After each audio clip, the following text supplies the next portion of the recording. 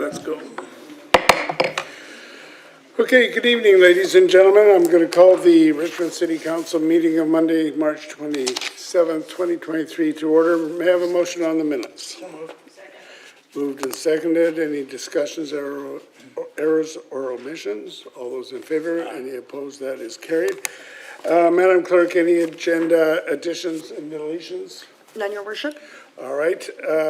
So I'll call forward Alex Krenicki, manager of the Parks Program, to present the street banner unveiling ceremony.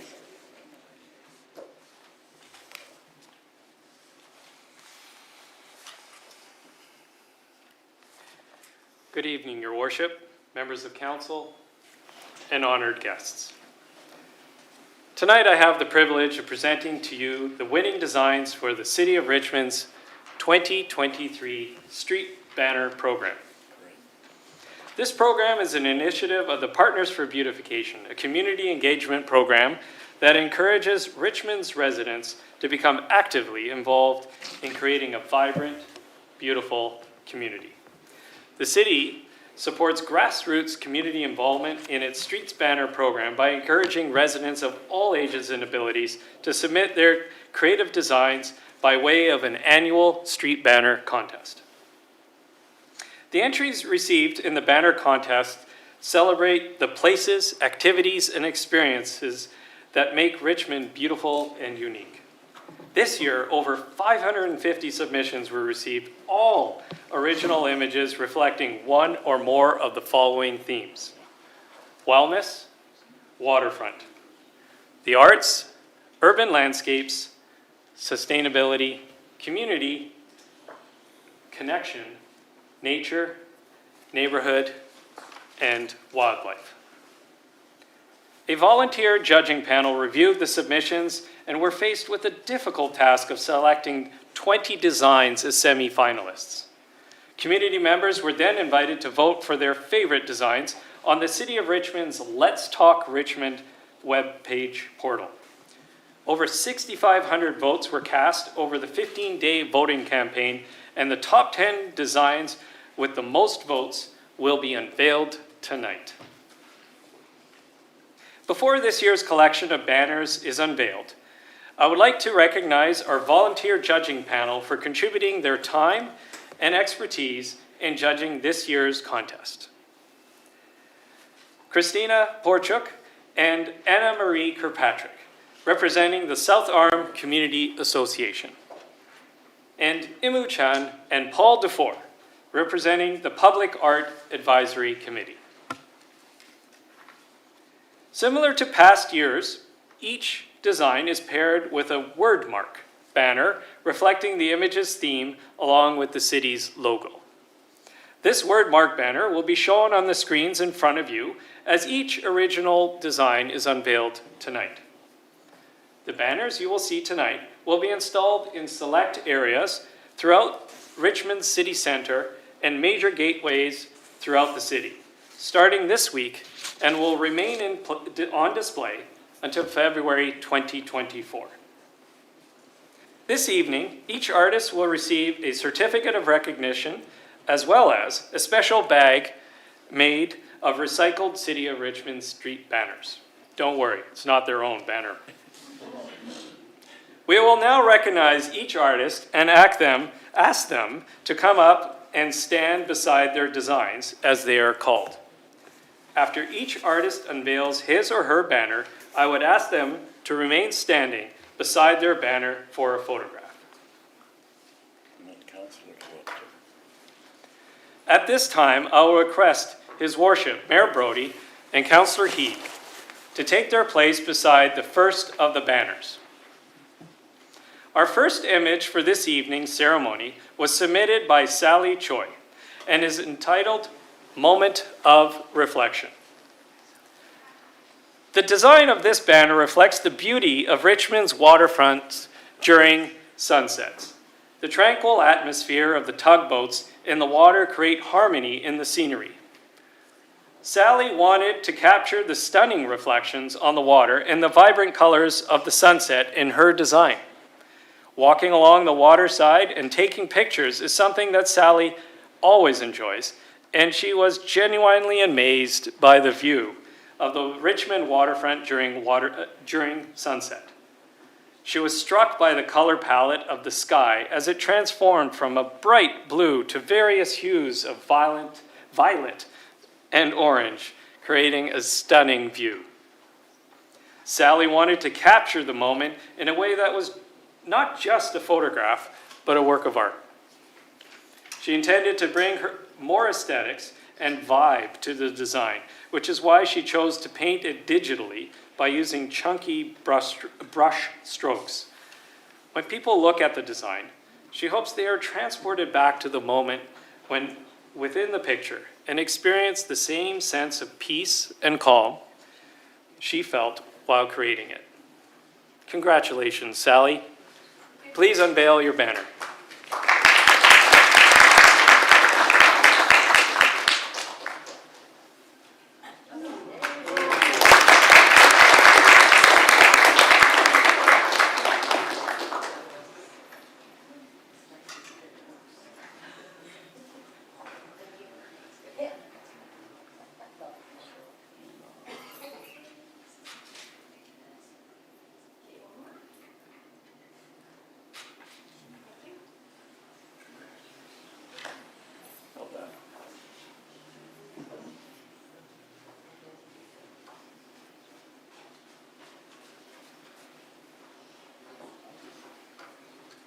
May I please ask Councillor Hobbs to come forward and to present the next banner of the evening by Joyce C., titled High Rise and Sky.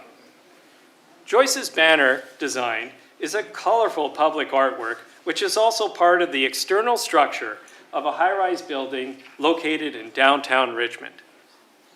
Joyce captured this image in the late afternoon when the sun was still shining brightly. In a brilliant and timely moment, she looked up from where she was standing on the sidewalk and saw a dazzling view of the art and modern architecture integrated. For this design, Joyce particularly likes the contrasts of artwork with the structural sharpness of the building and with the blueness of the clear sky. Joyce became involved in the Richmond Street Banner Contest because it's great fun and encouraged her to see the city with new eyes. Joyce hopes that her fellow Richmondites will enjoy her design and that her contribution will help to beautifying Richmond. She is honored to serve her neighbors in this way. Congratulations, Joyce. Please unveil your banner. Woo!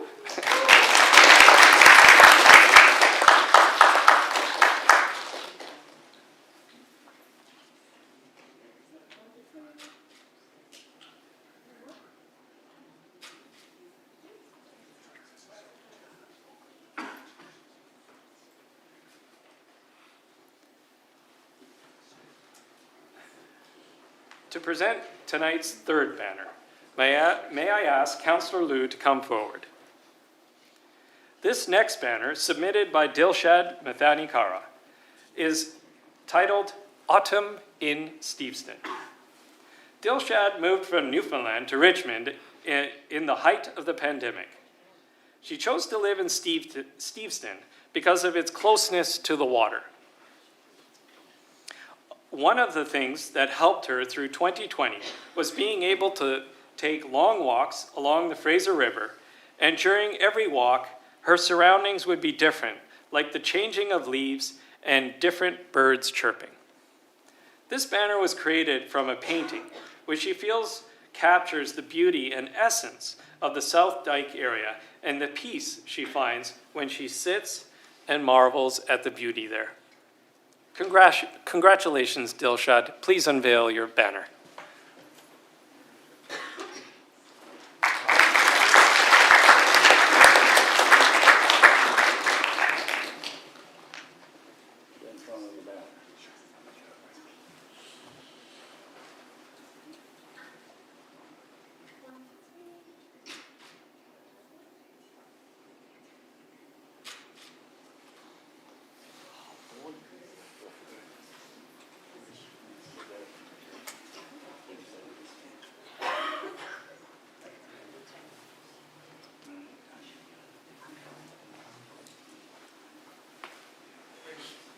I would like to now ask Councillor McNulty to come forward to assist in the unveiling of our next winning banner, submitted by Haiwa Su. Haiwa is thrilled that his photo was selected to become one of this year's Richmond Street banners. Haiwa likes using his camera to record what occurs in his every day-to-day life. He feels that Richmond is a city that may not have the world's tallest buildings or the grandest displays of scenery, but is definitely a place that is friendly and welcoming to everyone. Haiwa feels deeply attached to the city and really loves living here. Congratulations, Haiwa. Please unveil your banner.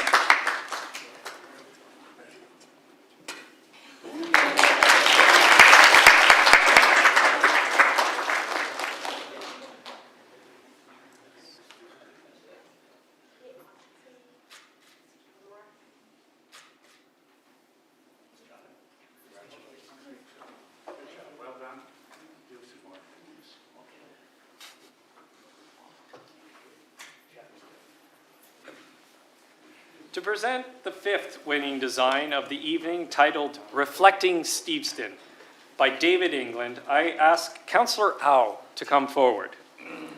David feels that the city of Richmond is exceptional in that it holds a heritage unlike any other in the region. David has been a part of this community for over 40 years, and with this heritage in his photography, he continually searches for iconic images that illustrate not only the city's history, but its future. His image, Reflecting Steveston, chosen for the theme Neighborhoods, was inspired by the uniqueness that is Steveston and Fisherman's Wharf. The image reflects the roots and relationship we have to living and working around and on the water. It mirrors a rebirth and connection to the past, while successfully showcasing a vibrant and prosperous present that is Fisherman's Wharf. It is David's hope that Reflecting Steveston will inspire viewers to value the unique beauty of this distinctive neighborhood and envision how it connects the community to this special place, as well as this special time. Congratulations, David. Please unveil your banner.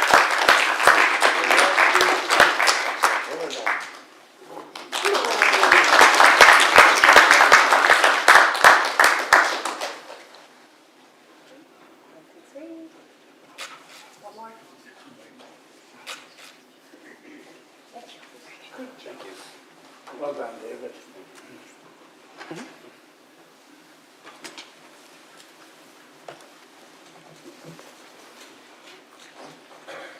May I ask Councillor Wolf to come forward to present the next banner of the evening by Vladimir Sheyman, titled Straw Flowers at Sunset.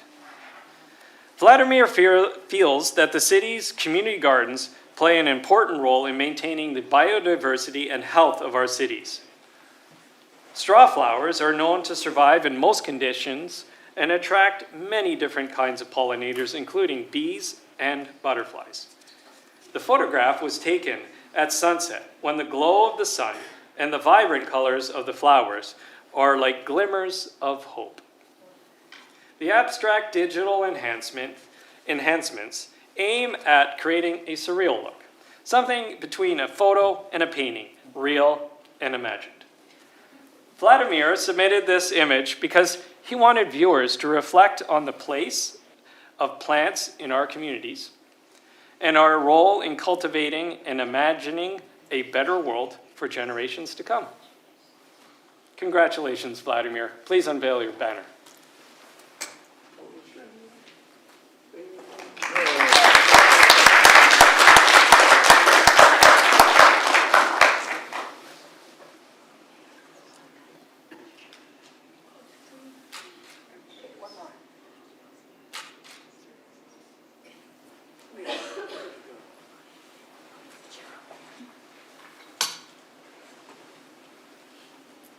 May I please ask Councillor Day to come forward to present the seventh banner of the evening by Alisa Ricci, titled Richmond's Bounty. When Elisa considers previous banners, she thought there could be vegetables represented for the theme of sustainability. Elisa thought that the vegetables could suitably fit the theme of sustainability for this year. Her banner showcases a colorful panoply and selection of vegetables, and she particularly enjoyed the combinations of green, oranges, and yellows of squash, pumpkins, and gourds, which is represented in her design. Furthermore, these items were all locally grown in Richmond on an organic farm, which is synonymous with the theme of sustainability. Thank you, Elisa. Please unveil your banner.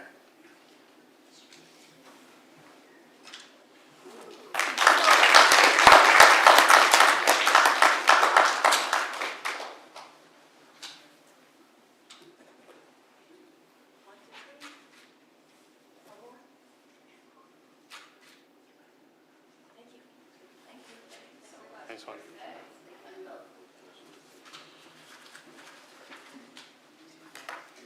To present the next banner of the evening, I ask Councillor Bilanders to come forward.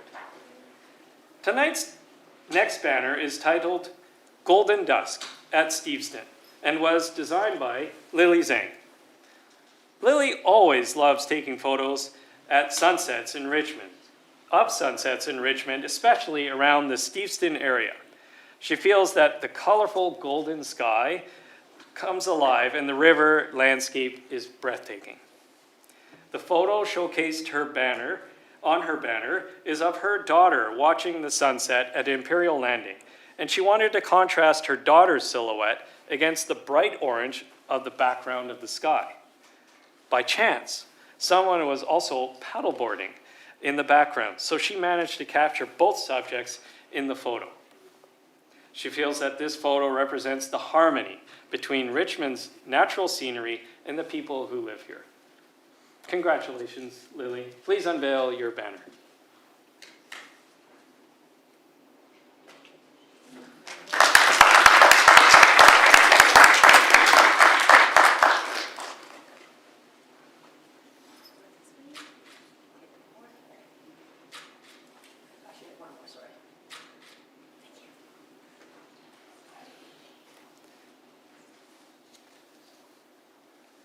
Mayor Brody will be presenting the next banner of the evening by David Poon, titled Stillness. David's design was inspired by his own self-transformation. The city of Richmond brings to David many local attractions such as Steveston Village, Iona Beach, and many Asian restaurants and Asian-themed stores, which gave him the stability and strength he felt he needed in overcoming the self-isolation during the COVID years, and later on, overcoming and soaring above those challenges. Unfortunately, David was unable to make it tonight, but he has requested Mayor Brody to unveil the banner on his behalf. Mayor Brody, please go ahead.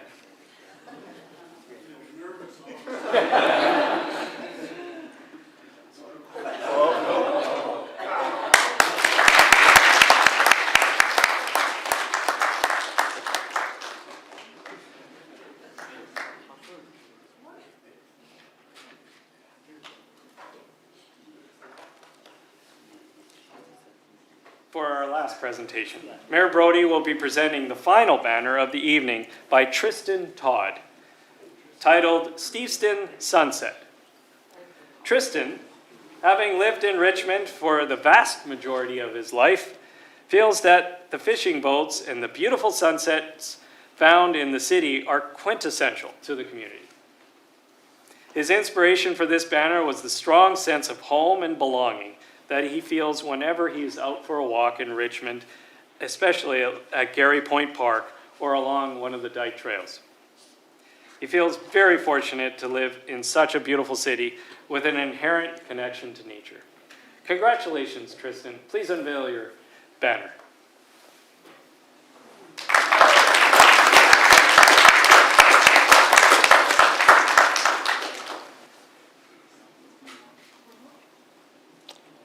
Good.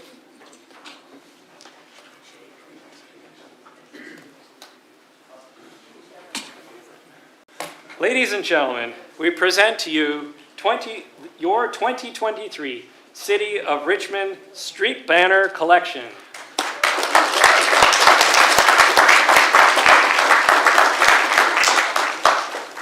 At this time, I would like to conclude the street banner unveiling ceremony. We would like to thank Mayor Brody and councilors for your continued support of the City of Richmond Street Banner Program. Thank you.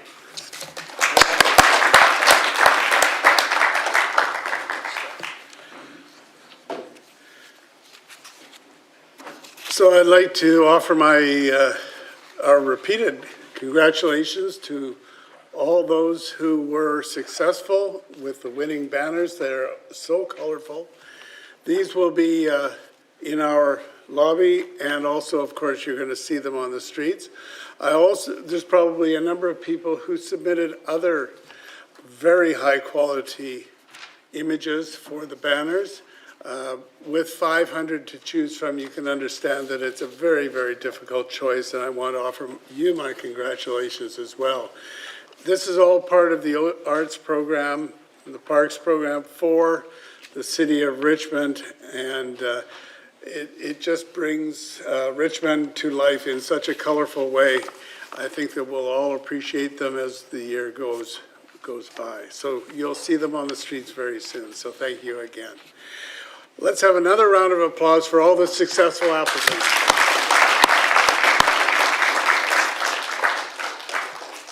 So with that, many of you may want to leave. Please do so silently as we are going on with our meeting. We have a motion to resolve in the Committee of the Whole to hear delegations on agenda items. All those in favor, opposed, carried.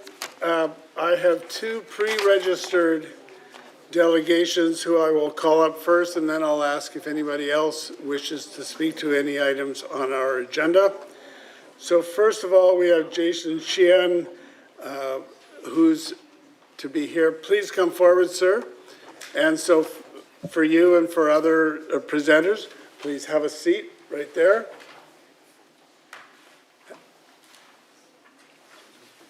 Yes. So is there two of you or one? I'm speaking first, right? Yes, I believe you're probably Stephanie Wu, and we'll call you next, okay? So if you could start off by introducing yourself. Yeah. And you have 5 minutes. All right. And tell us what item on the agenda you wish to address. Okay, so hi everyone, good evening. My name is Jason Chen. I'm the Unit 2 homeowner in the 7433 St. Albans Road complex.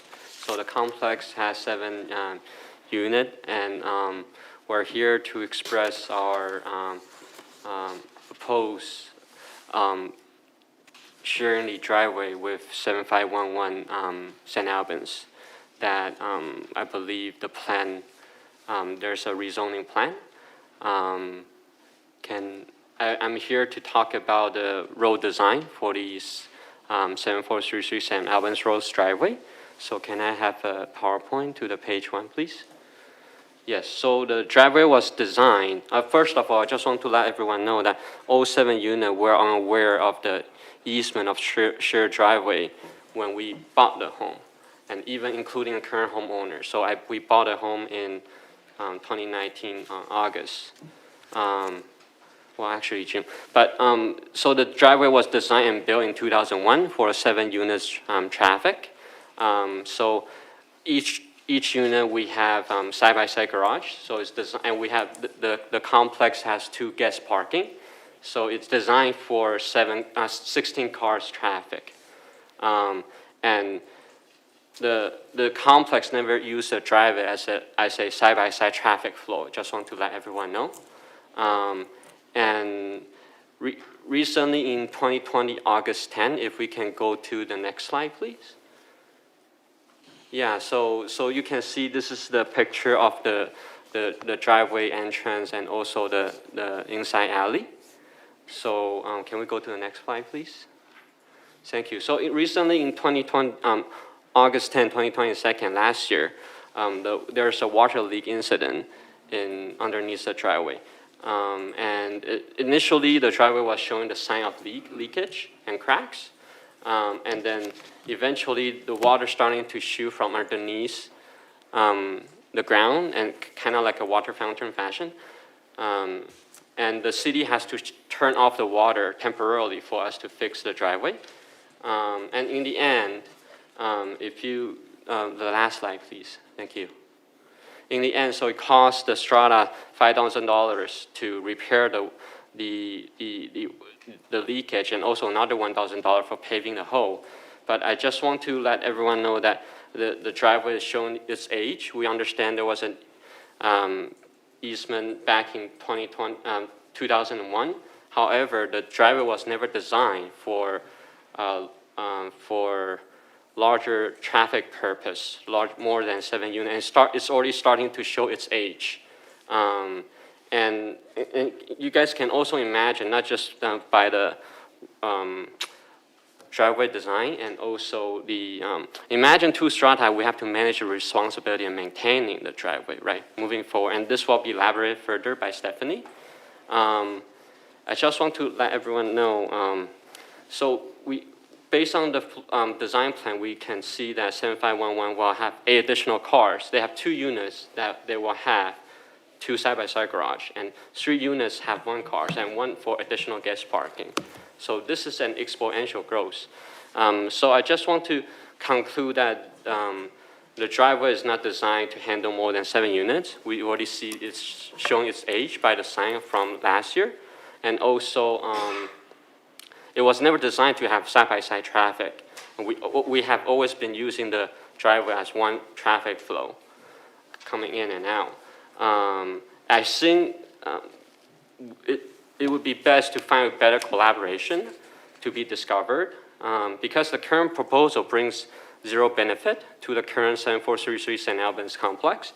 And moreover, it brings many negative concerns and risk items to the whole 7433 St. Albans complex. And also, the current proposal doesn't add much benefit to all the future homeowners of 7511.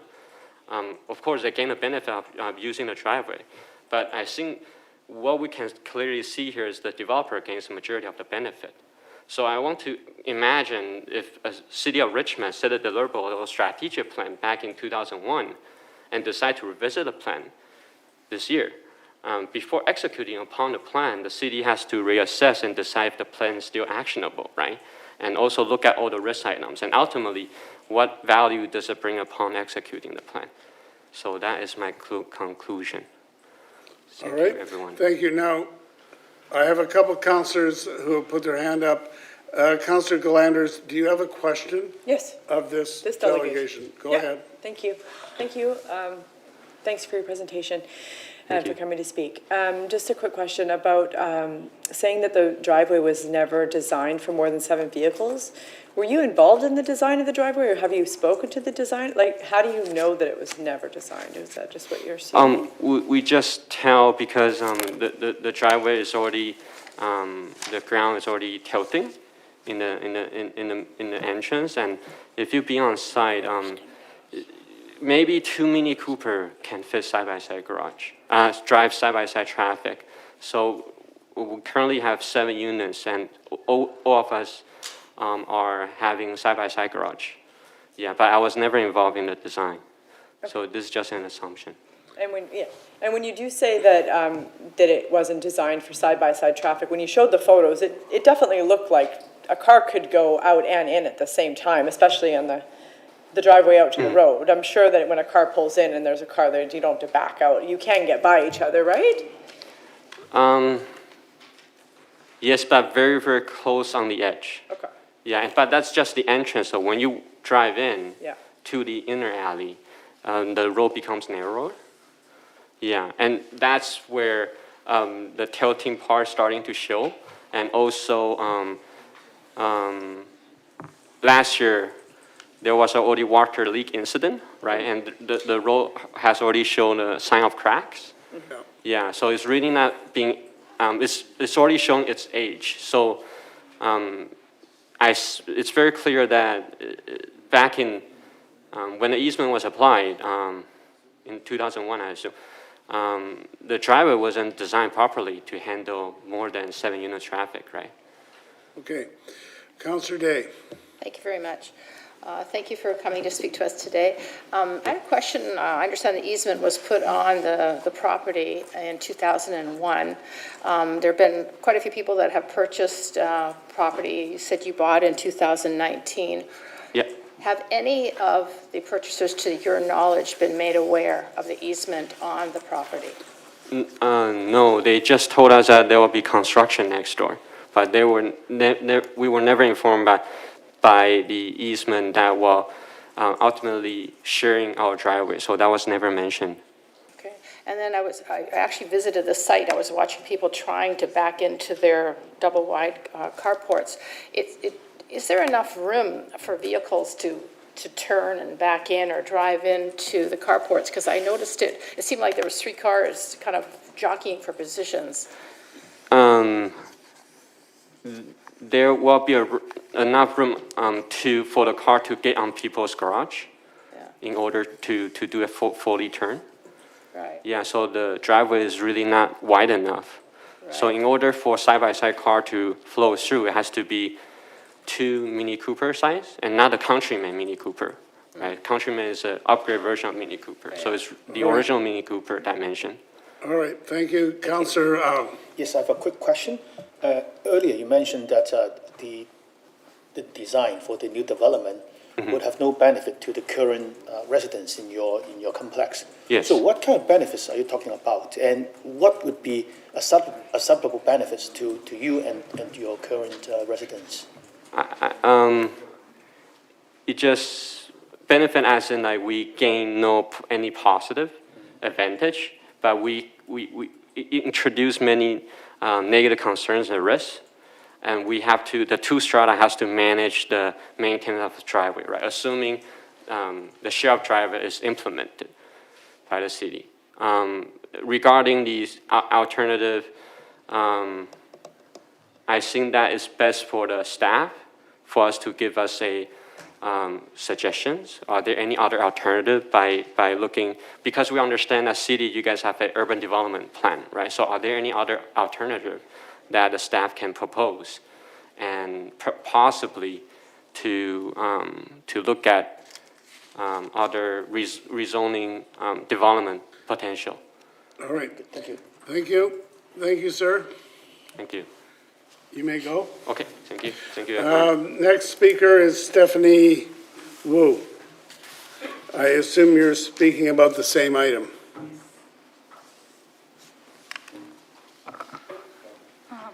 Good evening, Mayor and councilors and everyone. My name is Stephanie Wu.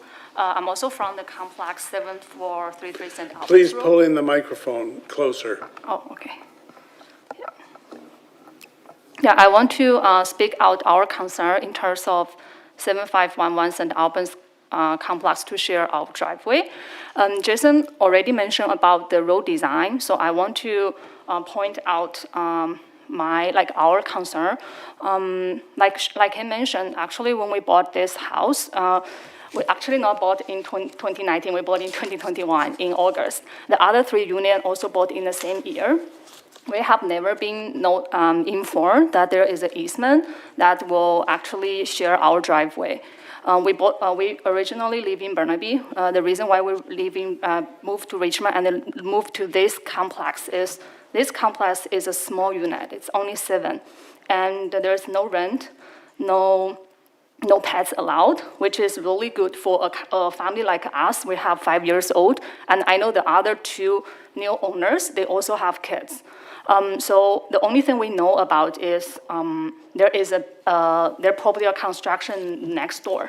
So we have no clue. So that's why we were very surprised. The second thing, I want to point out is our quality of life. So let's say during the construction, I believe there will be heavy equipment and the bulldozer came into our driveway. On the one hand, it might gonna damage our driveway because our driveway already have many issues. Jason already mentioned. And also I believe the noise, dust, and any other frequency visit, it might gonna cause other problems because we have kids and our unit have, the other 3 units are all seniors. Actually, 3 of them are here and down there, they don't speak English, but they want to show their support to try, like, let's figure out a way that will benefit like both of our complex and also the other one. Can we go to the next slide? Thank you. And also Jason mentioned about that the share the driveway probably will also contract the entrance since it will be very difficult to making a right turn and especially a left turn. If you are looking for the picture, our entrance is facing a big apartment. And we have many parallel parked cars already on the left side and the right side. Every time when I'm going out, it's already very hard for me to turn left. So if I can turn right, I always choose turn right. Imagine if there's another 5 units share this entrance, it might gonna cause a congestion because we might need to wait here for a long time to turn. That's the first point. Second point is, I understand that many complexes have more than 20 units or even like 50 units to share a driveway, but that is for they're designed for, and also they are from the one strata. We actually already facing like very time consuming and also kind of like frustrated to negotiate with other strata in terms of fixing something. Our fence need to be fixed for a long time, but it's very hard to talk to the other strata. Imagine we are 2 stratas, we are sharing this driveway, so who gonna kind of like negotiate if there is a problem, like the water leaking happen again? It's actually very time sensitive. We need to make action right away to solve the problem. But if this driveway, there are 2 strata people using it, so when there is a problem, we might need to talk to the other strata first to figure out a way to fix it. That is very time consuming and it might gonna cause even heavier problem. That's our second point. Can we go to the next slide? Like I mentioned before, it's a children's safety concern. I have a 5 years old. We always play outside from our garage. Right now, because we don't have much cars, share this road. So I feel safe for him, like me and him play there. Imagine if in the future, there are another strata's people that gonna drive their car. Their people will walking. So this driveway won't be our play, like a place for us to play anymore, which is not what we originally bought this townhouse. I guess that is, Jason also mentioned, we don't actually, we gain 0 benefit to share this driveway with other strata. I think that's it. All right, thank you very much, ma'am. Thank you. Is there anybody, thank you, you may go.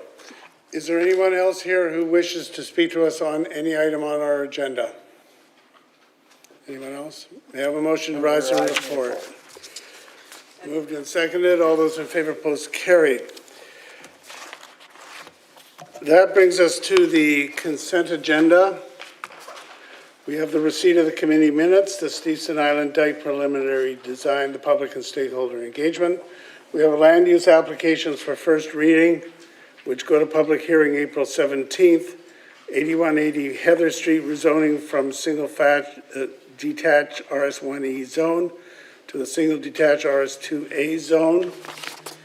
And the 15140 Westminster Highway for a zoning text amendment to the Ag Zone, Ag 1 zone to permit an addition to a single-family dwelling. Then we have the 2023 active transportation initiatives and the sanitary sewer repairs, 100 to 1000 block Lancaster Crescent. May I have a motion to adopt those by general consent? Moved and seconded. Councillor Day. I thought I was before her, Oh, so you were. but that's all right. Just hang on a sec. See what I can do. Okay. Put your hand up again, Bill. Put it up. There you go. Okay, Council McNulty, sorry about that. Oh, no problem. Thank you very much, Your Worship. I'll support everything on there, but there is one item in particular that needs embellishment, in my opinion, and that's the Stevenson Island Dike preliminary design and the public stakeholder engagement. I think it's important and critical at this stage that a proposal like this comes forward, and I want to thank staff for it. As many of the people know, that we are putting considerable money into upgrading the dikes around the island. We have a plan, we have a timeline to raise the dikes a good meter and a bit along. And this actually, in a way, takes the place of diking, as I read it, from the London Farm for 3.3 kilometers around down through Britannia and to Gary Point. And it's an alternative to raising the existing dike, and it's actually quite a novel way. It's almost like what they've done in Japan in terms of gate waters and breakers and what have you. But I also see it as a positive, Your Worship, to mitigating silt coming through and getting into the channel where we're spending, we, as a partner with the Harbour Authority, hundreds of thousands of dollars annually to dredge the harbour and to bring fishing craft in there. So I think the fact that we're taking this out to the public and we're looking at flood walls and gates in the harbor is a long-term solution for this portion of the dike. So as I mentioned earlier, kudos to staff for bringing it forward, because it's a major improvement and it's not just cosmetic. Because if you know around Britannia and the Britannia shipyards, and Councillor Hobbs will know that, when you get high water, it floods. It comes right up over the wooden breakwater that we have. And this hopefully will prevent a lot of that. And it's much better than what we have and what we saw. So, Your Worship, I think it's important that this get out to the public. And the big thing I have concern, since 1948 when this started, is there's a comment in there about exploring public access to Shady Island. And as you know now, when it's low tide, people walk across the rocks and they get stranded out there. And I'm just kind of concerned. I hope there is a plan of what we have to offer when we take this out. We're talking about potential pedestrian and cycling and whatever. I think it's a great concept, but I think we have to be very careful in what we're doing and how much are we going to raise Shady Island, because as we all know, it gets flooded as well. So extremely important. So I think it's something that's going to happen, and I'm looking forward to what we get back. Even though it's a multi-decade thing, my comment is let's do it now. We've got the money. Let's start it now. Let's get on with it and make sure that we take advantage of it and become a leader. I sit on the Metro Flood Plain Committee, and I'd like to be able to say, hey, this is what we're doing in Richmond. I hope other members of the communities that have access and adjacency to the Fraser River also take it as well. So, Your Worship, I'll be supporting that. The other thing, at Public Works and Transportation, I was really pleased to see that report. We did ask for some statistics on the bicycle pedestrian counters at some various places to see how many are active transporters of using bicycles for transporting across the community, and I hope we can get that. And when I look at the work plan on page 105 and 106, it's very, very important. And the key into this as well, we know about all those, is e-bikes and e-scooters. You know, we say on the main drags, speed kills. Well, some of those scooters go 40 miles, 40K an hour, 50K an hour along the dike, along the interurban tramway there. And I think we have to look at that and how we can look at some safety issues with regard, especially electrical dikes, because not everybody has a ringer on it to let people know when they're coming from behind you that they're even behind you. So anyhow, two good reports, Your Worship, and I'll be supporting everything on the agenda. Thank you. Okay, Councillor Day. Thank you very much, Mayor Brody. I'll be supporting everything on the consent agenda as long as I get a couple of questions answered first.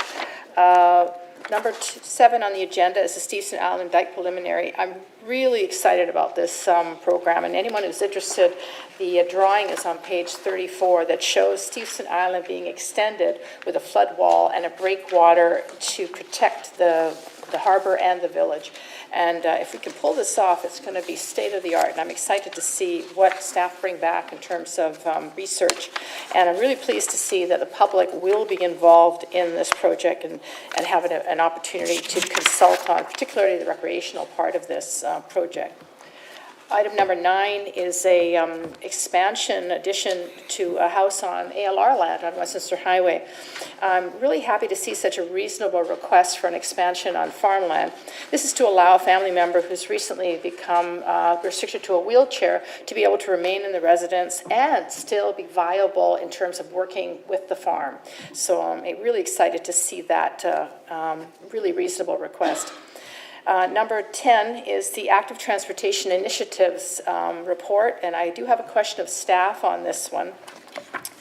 What this is about is ways to have people get out of the cars and into bicycles. But I wanted to ask staff about page 104.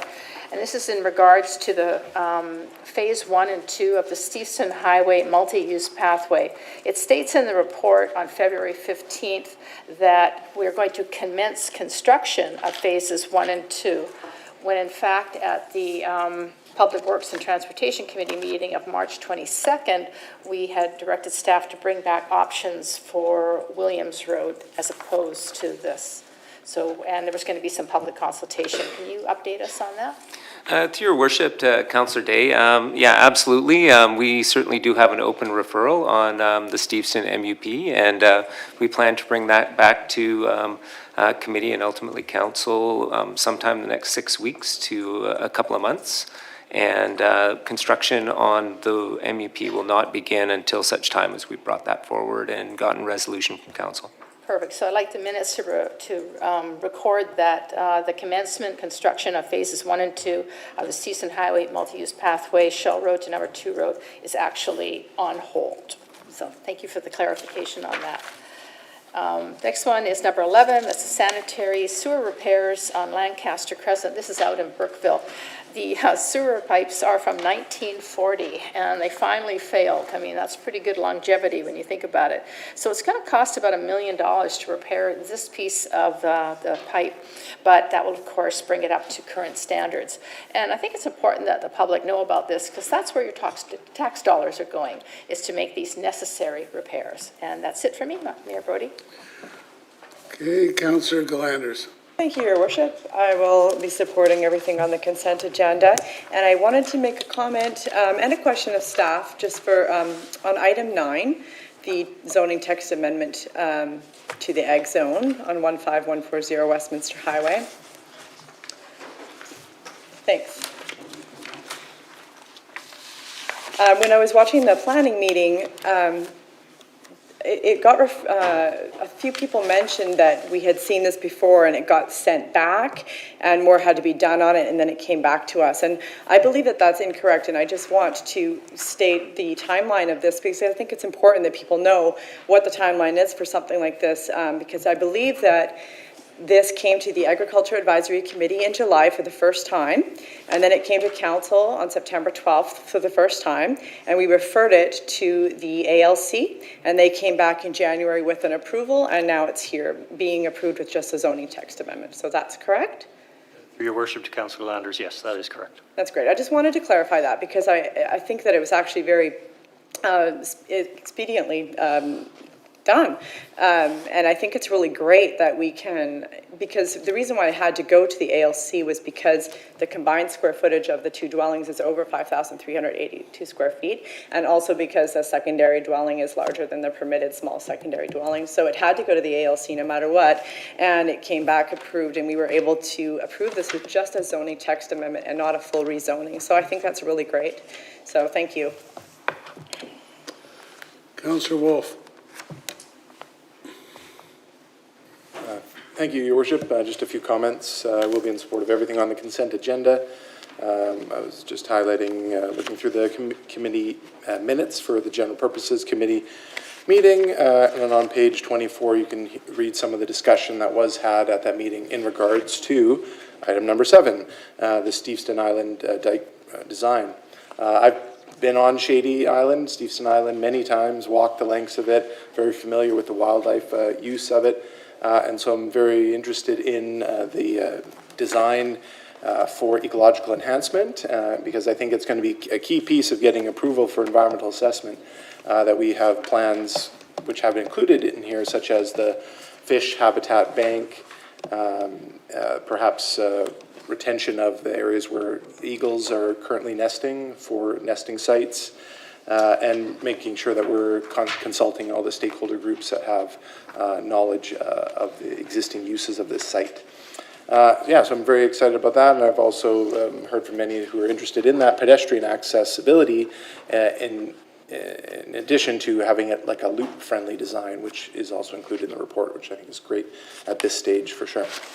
Item number 10, which is the active transportation initiatives. I was pleased at Public Works Transportation and the discussion that was had there, and what's in the report for the upcoming year. I think one thing that may be an addition that might come at a later time would be a more public involved active transportation committee, maybe advisory committee in the future, maybe just a temporary group to deal with some of the ongoing challenges in regards to active transportation. There's a non-consent agenda, or a non-agenda item later in the meeting today that we might speak more to that aspect of it. But I think getting more people involved with bike and pedestrian conversation would be valuable. I know many other cities around North America have that type of advisory committee. We do not, but we also deal with things in creative, innovative, and leadership methods where we do pilot projects to make way for new technology as they come available, and support people with accessibility challenges. And finally, I just want to say for the great work that staff have been doing in Burkeville, this area where the repair is needed, it was deemed to be repaired in the near future. So it's testament to our planning for when upgrades need to be done. So it's just unfortunate we were a little bit too late to get to this one, but it's likely we were able to save future repairs that would have been costly as a result of us being kind of on top of it in the rest of Burkeville area. So with that, I'll be in support of that. Thanks. Councillor Howe. Your Worship, I'm some comments on 2 items. The first one is item 7 on the dike. I'm really excited about the preliminary design of the Steveston Island dike. I think it's a bold, innovative, and practical approach to protect our dike and the residents and business in the area. And I can see so many benefits from it. However, this is a very expensive project, so we have to do it right. I'm happy that so far we have received very positive feedback from the public on this design. However, I think further consultation is always good, and we should go to the all-around consultation. And I can see that we have a plan to go forward. And the second item is item 10, active transportation initiatives. Now, although this, again, first of all, thank staff for a very comprehensive report, very informative report. While this is on active transportation, we also touch on, at a few points, on the e-scooter and the e-bike pilot projects. So first of all, I want to point out that this has been very successful and popular. If you go to CNCL 107, Staff mentioned that the e-scooter and e-bike pilot project, since it was started in May 2020, there's over 40,000 trips in the year, and also with an average 1.6 kilometer distance. So I think this is a good sign that this is very popular.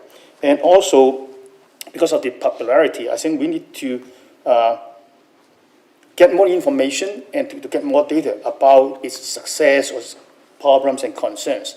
I know that there have become some concerns about the speeding and some of the cases not wearing the helmets or following the rules. So I'm also happy that we are going to have a public survey in the future so that we can get more information. I'm also happy with the e-scooter safety information card as on CNCL 106. And I hope that this can be, well, staff already mentioned that we're going to circulate or to display or to give out this information card widely. But I also want that to suggest that perhaps, we can have these cards, information cards, ready for shops that are selling those kind of e-scooters. So when they sell these scooters, they can also hand out some information for the safety of the use of these e-scooters. And on CNCL 105, it talks about bicycle education for students. Now, I understand that in the past, we talked about safety for bicycles. I would like to suggest that if this has not been done, when we talk about this education, we also include the use of e-scooter, because I think it's going to be even more popular. So maybe sooner or later, it will be as popular or even more popular than bikes. So I think perhaps this is a time for us, in our student education, we also include the safety issues of the e-scooters and the e-bikes. So with that, Your Worship, I'm going to support everything on the consent agenda. Councillor Liu? Thank you, Worship. I just have a couple questions for staff regarding item number 7, the Steveston Seagate diking option. I'm wondering if we have examples of other places that have utilized similar technologies and similar processes, and if we're able to look at them, we're able to point to them while we're doing our our consultation period. Through your worship to Councillor Liu, yes, there are examples within Europe, around Holland and also in England. And through our further design with preliminary design of the gates, we can continue that work. Okay, and to understand their efficacy as well. Do we also know what the magnitude of the costs are for the Seagate option versus raising the existing dike? Isn't the order of magnitude significantly more for this Seagate option? Through your worship to Councillor Liu, the costs are comparable to be going on the Seagate or through an upgrade on inland, somewhere in the magnitude of around 250 million. 250 million for both. Okay. Now, do we say that anywhere in this? Is No. the 250 mentioned? Through your worship to Councillor Liu, that we would be refining those costs as we develop more of our detailed plans and preliminary plans. Okay. I think it might be good to still express that number to people to understand the magnitude of what we're talking about. Thank you. Okay, with that, I'm going to call the question on the consent agenda. All those in favor? Any opposed? That is carried. Takes us over to the items removed from the consent agenda. The first one comes out of the General Purposes Committee, which is the proposed amendments to the Election Act. And the recommendation was that a letter be sent to the provincial government expressing the City of Richmond's support in principle of the following proposed amendments as outlined in the provincial government's announcement. And there's 3 points. Placing restrictions on intentionally making false statements about objective biographical information about candidates and senior officials of political parties. Secondly, cracking down on the spread of deliberate disinformation about the electoral process, such as including disinformation about voting eligibility, dates, times, and locations. And thirdly, streamlining the vote by mail process to make it more accessible for people, and I would so move. I'll second. So it's moved and seconded. Councillor Rao, did you just say? Okay, I thought because you had introduced it, but push the button and we'll go to Councillor McNulty first. Yeah, excuse me. Thank you, Your Worship. I will be supporting it, what's there. I'm wondering whether we're going far enough. Again, Councillor Rao presented this at the last moment, at the last meeting, and we picked out 3 items. But when you look on our CNCL 114, after having a week to study it, there's a lot of information in there that needs clarification from the provincial government. And there's a lot of assumptions in there. Whether they're true or not, we don't know. The only consequence I see in there on page 113, there could be some fines. Well, even right now, if we don't follow the Elections Act and Elections BC and we make a mistake, we could be fined a certain amount. That's wonderful. So I'm wondering, through you, Your Worship, whether there's more to page 114 than just this document. I have no problem supporting sending it across the water, but I think we should request a full analysis from them of page 114. You've got to put the date of birth, people got to put the date of birth on a mail-in ballot now, and they've got to do this. We're almost getting to be like the United States, where you got to bring your care card, your driver's license, and everything else to it. So I'm not saying it's wrong, but what problem are we addressing? That's the key that I have. Like I said before, our election in Richmond, our staff did a wonderful job. We had so many opportunities for people to vote. Results were done. Election was tied up. Put a bow on it for another 4 years. So could we in some way in that letter ask the provincial government or wherever this document came from, what are some of the salient issues that arise from some of these statements? Extend the definition of canvassing on a commercial basis to include transmission online messages. I don't know what that means. So anyhow, I'm looking for direction here, Your Worship. I think what we're doing is good. I will support it. But it's starting to, we might as well ask the question. I don't know if other people in other communities are asking the same kind of question, because we did such, in my opinion, our elections over the years in Richmond have been very well done. What am I asking you to send a letter for to request? That's all maybe other councillors have similar comments. The letter, the motion, the resolution refers to the 3 bullets which were in one of the background information provided by the provincial government. On 113, yeah. Yes, and that's on 113. And what it does is talk about amendments that are coming to the Elections Act. And so, of course, we're going to have far more information in due course. Okay. Everything from definitions to enforcement and everything in between. So we are simply saying in this resolution that it's to be supported in principle, these 3 bullets. And I think that that's the end of it. So we'll go to Councillor Au if you have further comments on that. Yes, first of all, I want to point out that the documents on 113 and 114 actually come from the Ministry of Attorney General, so it's from the provincial government. And we don't have the details of the proposed legislation yet, but this is already in action. Now, we know that since 2016, foreign interference in Canadian elections has become a concern. And as a result, Election BC has completed 2 reports, one in 2020 and the other one in 2022.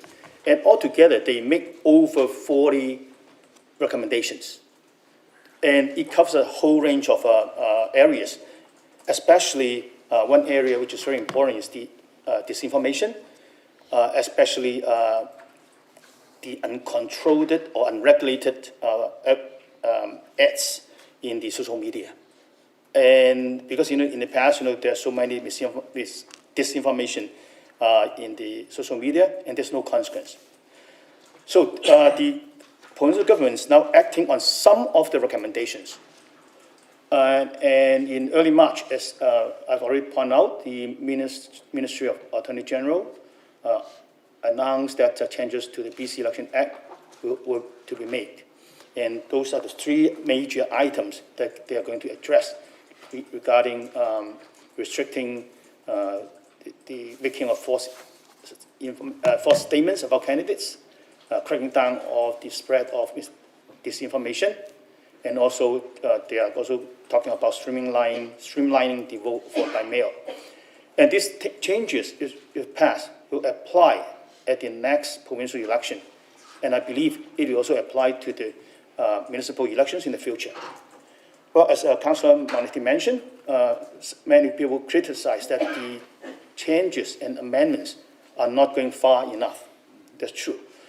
But I think these are nonetheless positive changes.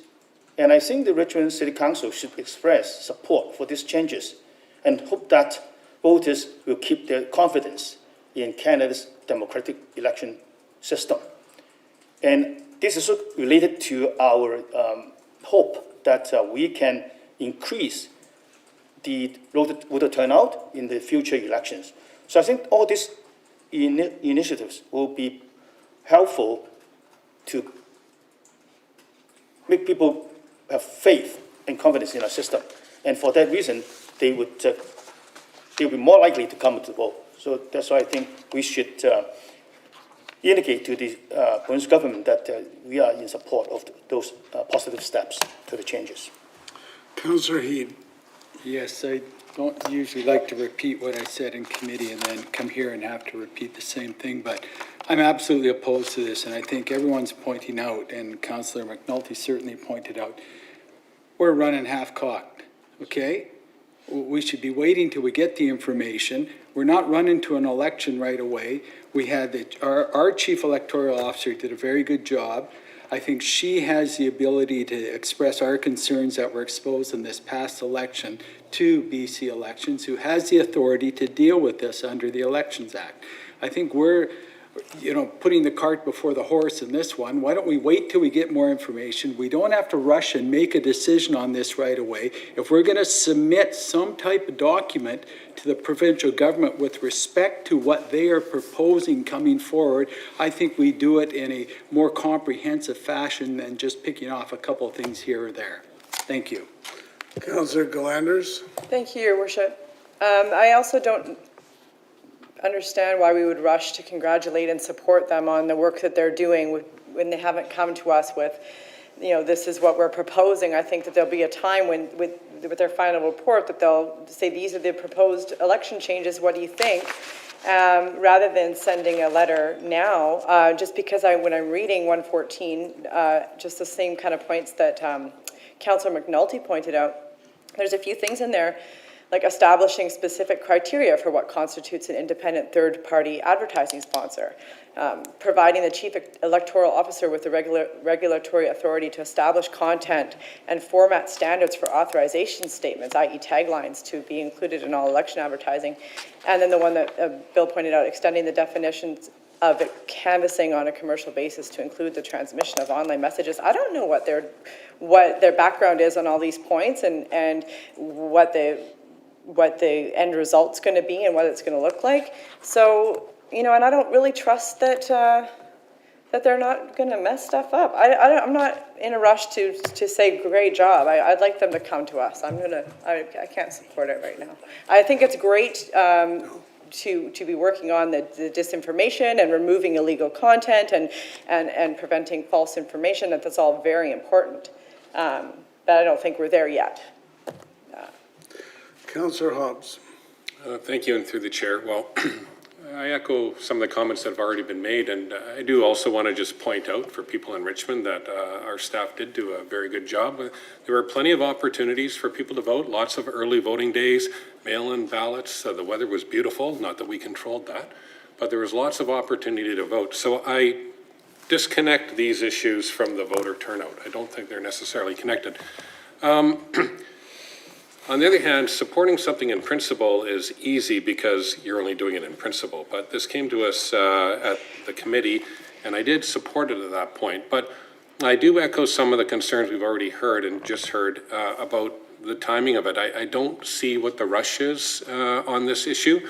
So I would like to look at it in more depth. On the one hand, in principle, no big deal. Yet there is a lot of information, as Councillor McNulty, Councillor Glanders, and Heed have just pointed out, that we haven't actually looked at in detail. So I would like the opportunity to comment on it more when we see what it actually says in detail. So although I voted for it in committee, I won't be supporting it tonight. Thank you. Councillor Wolf. Thank you, Your Worship. Just a couple additional points that haven't been mentioned. This current government likes doing snap elections, so I would think we need to, if we like something that they're proposing, I think we should tell them now, because they could run right into another election without doing some of these items. So I am, as I was in committee, going to support at least these 3 bullets. If there was other amendments made tonight, I'd entertain adding them to our current list. I also found it interesting in this whole document that was submitted to us kind of last minute there was nothing in there about restricting signage from election parties and individuals either, but I would recommend that we would not be doing that, but that's not the way we've taken the course of this. So I will support it tonight. Councillor Day. Thank you very much, Mayor Brody. So in the past, we've had all kinds of crazy things happen, like people voting multiple times. We've had people saying things on social media that just plain aren't true. I can support this because basically it's in principle regarding the 3 key issues that Mayor Brody read out earlier, and anything that a federal or provincial government is willing to do to make elections more fair, more honest, and more respectable, I support. And in this case, I just don't see anything in those 3 bullets that I'm worried about. Now, granted, if you go into all the background information and all of the other things that are in the report, they could be concerning, but that's not what we're approving today. It says that a letter be sent to the provincial government expressing the City of Richmond's support in principle of the following proposed amendments. And Mayor Brody read them. There's nothing wrong with that. You know, sometimes you've got to, crawl before you can run. And at this point, we have to do something. So I'm pleased that they're taking some steps in the right direction. And subsequently, I will support these 3 very simple, very good amendments. Just hang on. Put your hand up if you want. You have a question? Because you've spoken, so you can ask a question. Point of information with respect to multiple, point of information with respect to multiple voters. This is new information to me that we've had people vote up to 10 times. I just want to get some clarification on that information. I think you can take it. We have never had that information. And if anyone has any information to the contrary, I would like them to come forward with it. Could we have a clarification of the comment that was made, though? Councillor Day, do you wish to clarify that comment? Put your hand up. Voted multiple times. Yeah, go ahead. I've just heard stories in the past, especially with federal elections, where busloads of people were brought in to vote for a candidate because they wanted a particular candidate to get elected to that position to be the certain party candidate for that election.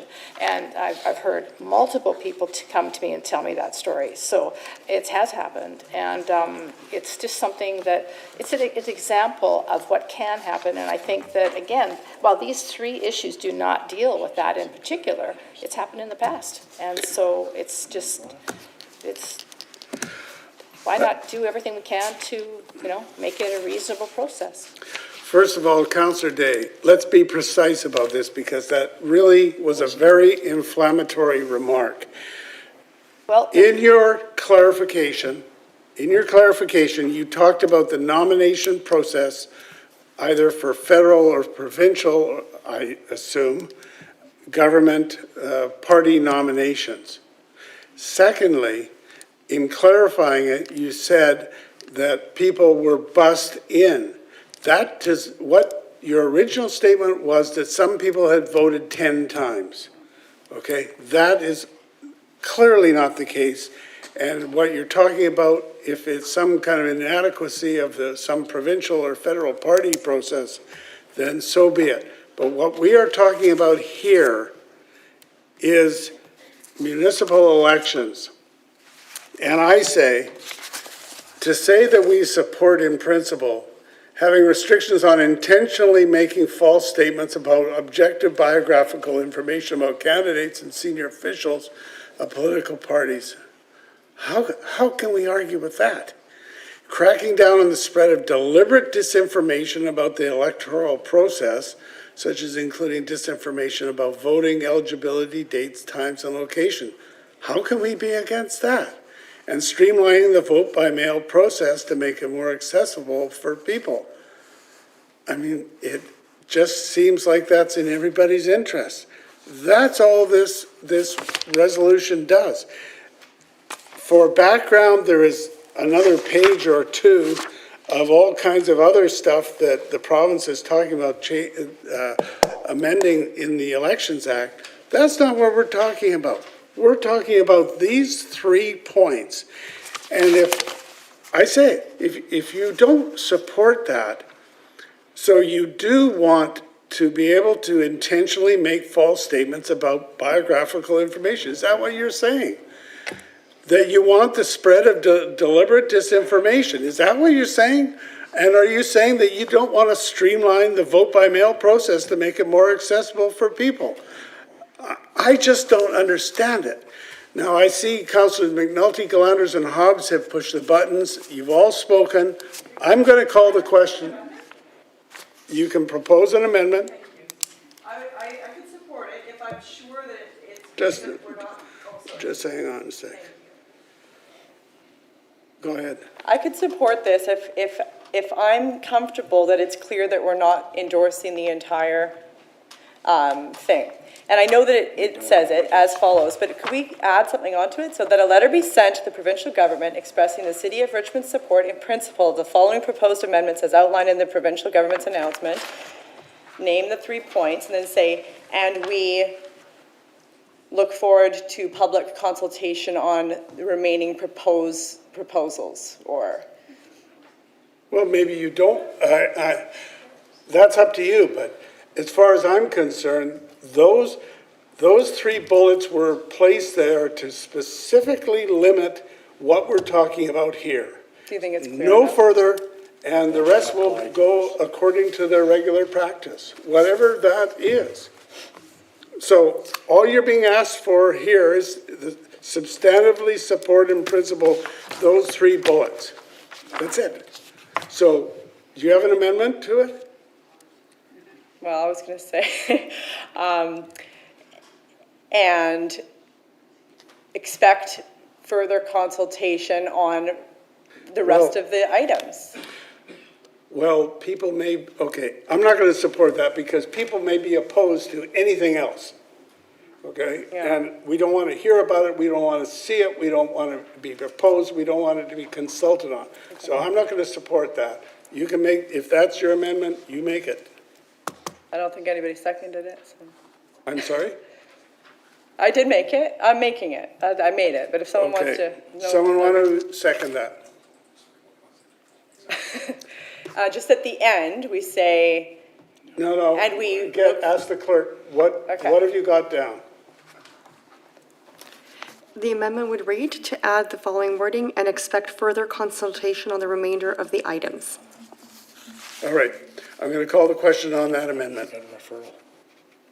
No. The amendment's on the floor. I'm going to call the question on the amendment. All those in favor? Those opposed? So that is defeated. Councillors Au, McNulty, Liu, Heed, and the mayor opposed. All right. Councillor McNulty. Yeah, given the discussion that we've just had, I don't think we're prepared to go Just hang on a sec. Given the discussion that we've Please, had. just give me a second, would you? Councillor McNulty. Okay, there you go. given the discussion we've just had and the comments made that people have voted multiple times in our elections and stuff, I don't think we're prepared to go ahead with anything at this stage, Your Worship. I'm changing my support, and I'd send this back to staff to get further information, to get the 40 recommendations that we have, to see how these dovetail into the 40 recommendations. There may be others. I'm not saying we don't support these 3 items, but I think there is more to this whole process. We're putting a little Band-Aid on a bruise, okay? We're not really addressing the issue, and if we've got, I want Councillor Day to let me know where these people voted multiple times here in our civic elections, and others, the comments around the table. I want to have that, because and now that affects, if you wish, Your Worship, something more important. And we're making false statements, because I don't know that anybody voted more than once in any election in the civic. So are we making false statements? I don't know if her statement's wrong or not, but it was made, and it was made here in public. So Just a minute. I can't support it. Is this seconded? I refer it back to get To the refer it 40 back. points. It and is the other not, and have a it is report not on that. seconded, Okay, so we're not going ahead. okay. And secondly, and that first phrase, I'm just going to read it, placing restrictions on intentionally making false statement about objective biographical information about candidates. That has nothing to do, even if that statement about voting 10 times is true, it has nothing to do with that, because it's not about objective biographical information about candidates and senior officials. So, with that, Councillor Hobbs. Thank you, through the chair. Very briefly, just on the interpretation of what it means to not support this tonight, it doesn't mean that I'm in favor of lying or spreading disinformation. It simply means that the timing for me would be maybe 6 months from now, or when we have more concrete information from the government. And that's all it's about. I'm not in favor of spreading disinformation or doing anything to slow down mail-in ballots. And I don't think anybody around the table is in favor of that. But I just think that the timing could be... Councillor Hobbs, Oh. you have Thank you. spoken. Yes, you've spoken, all Yes. right? Thank you. So I'm going to call the question on the motion. All those in favor? Those opposed? 1, 2, 3, 4, 5. That is defeated with Councillor Glanders, McNulty, Lou, Hobbs, and Heed opposed.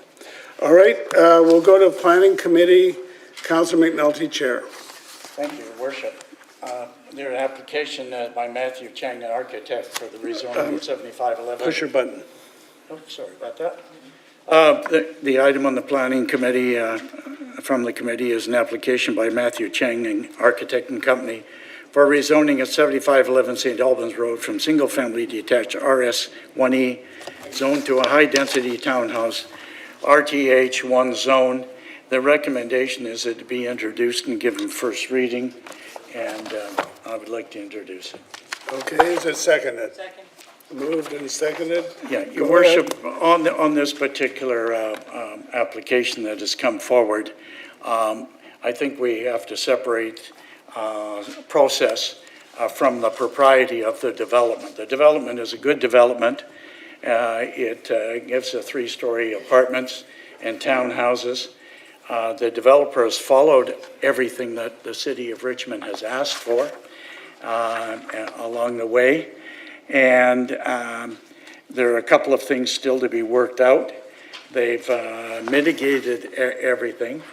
And if I can go back, Your Worship, to 2002, when we zoned the adjacent property to the north, we put in a covenant, which we do for many properties in Richmond, so that both properties would be able to have an integrity with regard to development.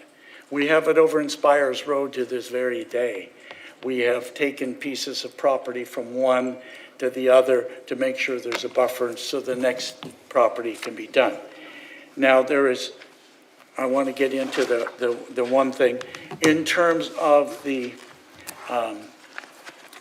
development of the property, it's a first-class development. They're bringing energy requirements in for step code. They're doing everything that they can be asked for. As well, they are also putting a children's play area in there, which could benefit both developments quite easily. And the configuration of the development allows the neighbors to be doing it, the addition of the outdoor amenity. Since the one to the north doesn't have any play area and development, it can develop it as well. Obviously, I'm going to be supporting it. The driveway is not good enough to handle it in the northern development. Well, the developer has to put a driveway in to get to his property. So I guess he will be upgrading and offering an upgrade of the entrance to the other property to get it in, to make sure his people can get in and nicely, I'm sure, even though it's not untitled and what have you. That is a separate, a suggestion in terms of an upgrade. That could be dealt with a development permit panel. Those kinds of management things with regard to the two adjacent properties. I was there, Your Worship. I've been there 4 times to look at and literally measure. 2 cars could pass if you had to. It's nothing. I would suggest you put a few speed bumps in, one at the end of the pre-developing property and one at the end, so that people go slow. I think the 5 people that are going to hopefully live in the new units would be appreciative of their neighbors, and their neighbors would be appreciated. So I'm going to be supporting this, Your Worship. It brings up a bigger issue, if I can, and I mentioned it in committee, is people not being informed of what is on their title when they go to a real estate agent and or their lawyer and they do their transaction. That is not something a city can control, and that's something that the buyer needs to be aware of, that there are covenants on there, whether they're on from the city for right-of-way for sewer, right-of-way for water, BC Hydro for gas. There are on all of your properties around the table. We have covenants on our property. Sorry, Fortis BC, from Williams Road to the edge of my garage, has a right. There's a gas pipe in there. There's nothing I can do, but I can't dig or plant flowers on it or have anything on it because it's a gas pipe. I can't do anything for the sewer, etc. So it brings up a bigger issue, and I've asked staff to look into it and try to get some education on it for it. I know it takes off just a little bit from this particular one, Your Worship, but I think this one has been brought to our attention. I think we can deal with it as councillors so that we can mitigate any anxiety from future developments and have you. I think this is a positive development when I look at how it fits in there. I'd hate to see a 6-story apartment in there, or a 4-story apartment, or 5-story apartment, which could be done. There's some room. So that this will blend and mirror and synchronize with what's already next door. So from that point of view, I am going to support it. But I would ask staff, when they get to the DP or convene meetings, such that these intricacies that have been brought up can be ironed out. I believe that they can be mitigated and agreed to. And if the driveway does need to be upgraded, obviously a new driveway or partial driveway, at least going into a hammerhead driveway on the new property, but a little touch up on the one to come out. It wouldn't take very much to do so. So with that, I'll be supporting. Councillor Liu. Thank you, Worship. Am I able to ask a couple questions of the developer, of the builder? No, I think that would have to wait for a public hearing. Okay. But we have an arterial road policy, and we've supported the process and reconfirmed our commitment to have this arterial road policy, which is the similar policy which is in the neighborhood that on St. Albans city center policy.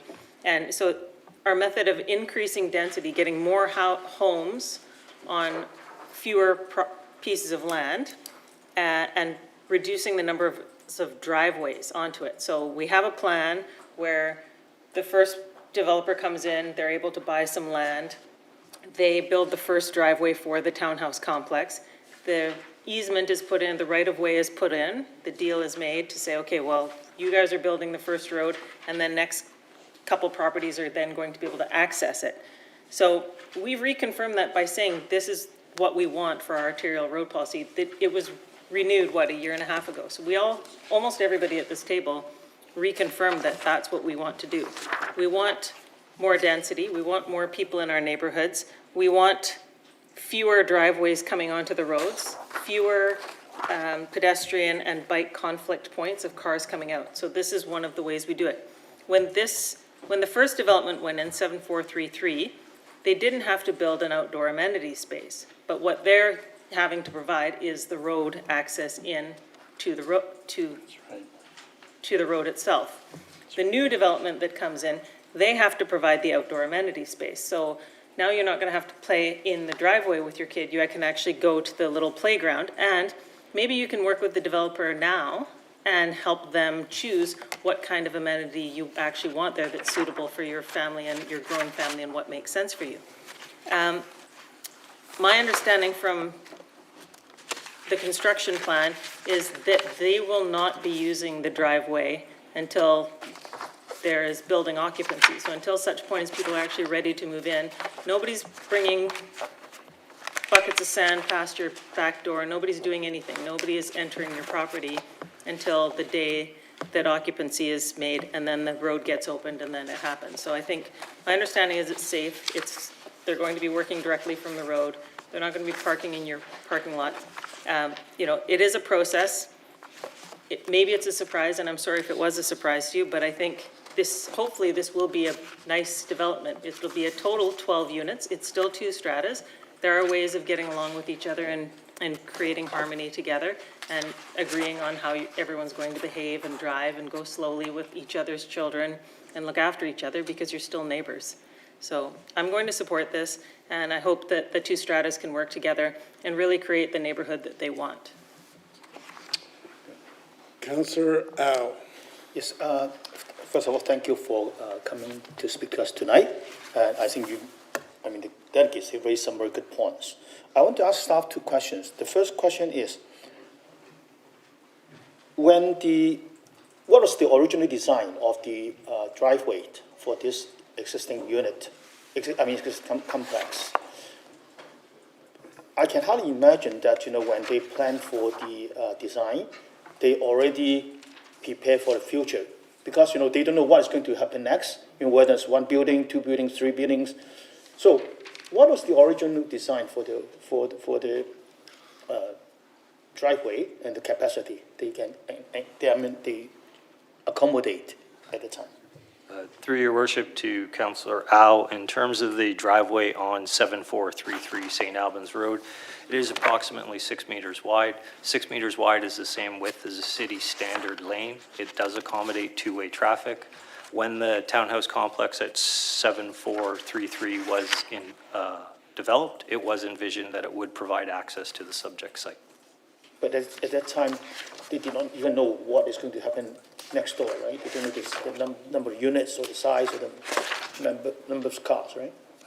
Through your worship to Councillor Au, yes, we did not have details on the number of units. You would assume that the development would have approximately the same number of units as the development to the north. The sites are roughly the same size, so the implication at that point in time was there would be 5 to 7 units accessing the driveway. Okay. Second, I understand that there's some kind of a covenant between these two projects. And I think they raise a very good point. In case something like what they have mentioned about the repair, something broken or whatever, who is going to pay for it? Did the agreement specify who is going to pay for the damages that exist in the original complex? Through your worship to Councillor Au, the easement agreement that is registered does not get into shared maintenance cost. At the request of city staff, the developer reached out to the Strata Corporation at 7433 St. Albans starting in December of 2019 to discuss negotiating a shared access arrangement that would cover maintenance costs, traffic safety concerns, et cetera. There's been comments today about installation of traffic calming devices within the driveway. That was the purpose of the developer reaching out a number of years ago to negotiate such an agreement. There's been no agreement negotiated to date, as the strata at 7433 has chose to simply oppose the use of the driveway. Okay, so that means there's no consensus between the two groups. Through the chair to Councillor Au, yes, there is no agreement in place. Should the rezoning proceed, there is still a development permit required. There would be ample time between now and the development permit to negotiate such an agreement. Okay.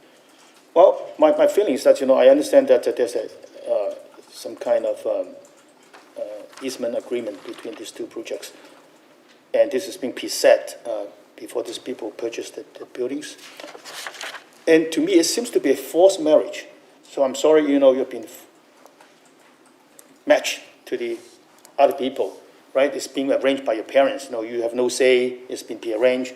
So it seems to me that if the two parties cannot come to some kind of agreements, perhaps, we need to go back to the discussion table. They mentioned that they want some benefits. I think it's fair. So I think they have to go back to further negotiation. Otherwise, it seems to me it's a forced marriage, even though, there's some kind of a legal document being in place. So I'm not going to support the recommendation tonight. Councillor Wolf. Thank you. Your Worship, just a few comments. I don't know if I have any questions. I did participate in the planning committee meeting and asked a few things there. I just wanted to raise attention to the tree protection or lack thereof component to this project. Attachment number 7 on our page 172 is the tree map, which I always like to turn to. And in this case, all the trees on the property will be removed. That's 20 trees. In the report, it mentions, as a result of our bylaw, they have to do the 2-to-1 and plant 40, but they're only proposing to fit 12. So clearly something's not working with the design matching the policy that we have in place. Yes, the remaining 28 trees will be gifted in the form of cash, but not trees on site. I was standing at the front of this property today. I surveyed the trees. I know I'm not a professional arborist, but they didn't look like poor condition to me. And I definitely would have wished, if this site is going to be the one that has the outdoor amenity space, that they would choose a place where they can retain trees. But they've chosen even to remove trees in the outdoor amenity corner. We heard some of the residents of the property to the north speaking earlier about concern of noise and pollution and all that. Well, we're going to be removing what's called a hedge, but really it's a nice row of cypress trees that are extremely tall for cypress, and would actually, you could see in some of the photos that the delegates had today, the end of the existing driveway in the lane ends with a nice wall of trees, protects the sound, clears the air, provides shade for when the sun's bursting out with heat. And we're going to lose all of those here. And the sound and the dust and all the things that people are concerned of is just going to come right into the, across the way where there was potential for it to be protected. And even the rumbling of the construction is going to be felt because the trees aren't retained and there's no lack of, or there's going to be a lack of depth of soil. Instead, it's going to be compact sand, and you feel the vibration go right through that, as I've experienced and many others in the city have. I do take the comment or do agree that we don't want to add a whole bunch of new driveways out. And it's unfortunate that there's no easement to the property to the south, because that actually, to me, would have looked like the ideal way to have these residents use that driveway, because it's just an easy short turn and a similar number of units, like a 4 and a 5. And maybe one of the solutions here, and I know it won't happen at the development permit panel stage, but would be for this development to have 4 units instead of 5. I think there could be some, that could be part of the agreement perhaps between the two stratas and the residents and future residents, but I know that's not on the table today, and I will be opposing this item tonight. Thank you. Councillor Day. Thank you very much, Mayor Brody. Is it correct the easement was put on this property on the other property, just to the north at 2001? Through your worship to Councillor Day, the easement was secured at the time of rezoning. So when the development at 7433 St. Albans occurred, one of the requirements that city put in place at that time was the easement in favor of this property. Was that in 2001? Approximately, yes. Okay, perfect. So is it safe to say that the lot to the south of 7511 St. Albans is smaller than 7511 St. Albans? This is the one that has 4 townhouses directly to the south. Through your worship to Councillor Day, yes, in terms of width, the lot to the south at 7533 or 7531 St. Albans is a smaller lot. I would point out that there was an easement registered on 7531 at time of development in favor of the properties to the south. That easement was not used as the properties to the south consolidated and were granted an access to Jones Road. Okay. Now, the property to the south has just 4 townhouses, but the proposal is for this property at 7511 St. Albans is to have 5 townhouses. It seems like that's really tight, given that the townhouses just to the south of 7511 have only 4. Question, I noticed as I read through the documents that the townhouses in this development are going to be 3 stories tall. Are the ones to the south at 7531 not 2 stories tall? I'm sorry, through the chair to Councillor Day, I do not have that information on hand. Okay, I'm pretty sure they are. The other thing that I'm concerned about is that this development, which allows for 5 townhouses on a similar size lot to the one south of it, which only has 4, also on top of that allows for 3-story townhouses, not just on the front facing St. Albans, but also in the back of the property. And am I correct when I see on page, where is it here? That there is actually also a rooftop sun deck on those townhouses in the back units, those 2 back units. I think it's on page, got it here. Page CNCL 135, it shows rooftop patio.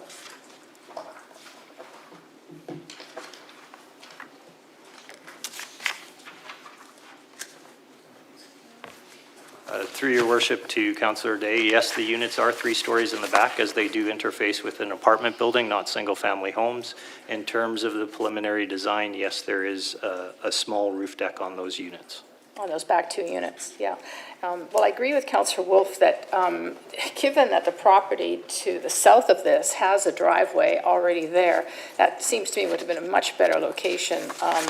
But I want to refer this back to staff because I think we need more communications with the residents of 7533 St. Albans, and we need to really talk about whether we can justify putting 5 townhouses on that small lot.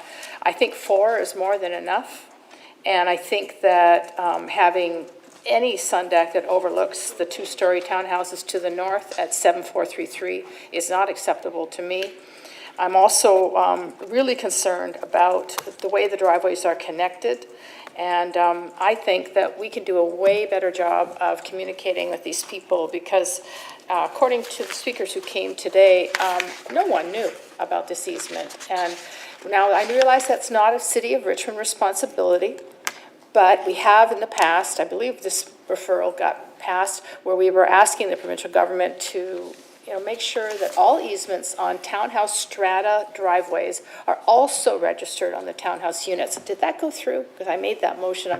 Probably didn't go through. I've not heard of that. Okay, well, I have reached out to the MLAs to to let them know that we absolutely, when someone's going to buy unit number 5, they should know there's an easement on that property, even though technically it's on the strata driveway. So I have, my motion is to refer the rezoning of 7511 St. Albans back to staff to communicate with the residents of 7433 St. Albans Road to discuss options for the vehicle access. Is that seconded? Okay, I'm definitely not going to support it. You look in the materials that you have on this matter, and it's what Mr. Craig has said. communication went to that other strata corporation for 3 years ago to 2019. And every time they tried to, it wasn't what benefits can we get. The answer was, we are opposed to this. Very often, they wouldn't even reply, and if they did reply, it was simply, we are absolutely opposed to what you're saying. So, as far as I'm concerned, well, and the second point is, it's not technically that this is on the title. It's on the title. And so the lawyer or the notary that does that conveyance to these purchasers, it's their obligation to make sure that these purchasers are aware of exactly what is on that title. And this is on the title. Every time we have a cross-access agreement, over the years, we have this same discussion, it's the same opposition, it's the same story. Now, I'm sure that the residents don't recall being told that right at the outset, because, going into the lawyer's office, it's probably pretty boring. But the fact is, it's there, and if it wasn't explained to the purchaser, then you take that up with the lawyer or the notary who didn't advise you as a purchaser of your rights and your obligation. I am not going to be supporting a referral. Now, I've got a bunch of speakers. Are they on referral? So first of all, Councillor Glanders, on referral. I can speak on merits of referral regarding the comments about the 5 units being too dense compared to the 4 units to the south. Can staff just comment on that? This is on referral. Yeah. That was what her referral was, saying that it was too many units and could we do 4? It was to have further discussions with the other strata owners about the terms for that driveway. Okay. It's not an auction. Councillor Hobbs, on referral? Yes, on referral, Your Go Worship, ahead. and through the chair. I don't know if you were on then, but I won't be supporting it because, more discussion on this topic is unlikely to produce any different result because of what we've already heard about the government and the agreement that's in place. And the main point, if I heard the delegations correctly, was that they simply don't want the driveway extended through their property, which I find understandable. But I don't think further discussion is going to change that, so I won't be supporting the referral. All right, I'm going to call the question then on referral. All those in favor? Those opposed? It is, Councillor Liu, what are you doing? Okay, so it is defeated. Councillor McNulty, Liu, Hobbs, Heed, and the mayor are opposed. Question on the main motion. So now we're back on the main motion. Councillor Hobbs, are you on the main motion? Go ahead.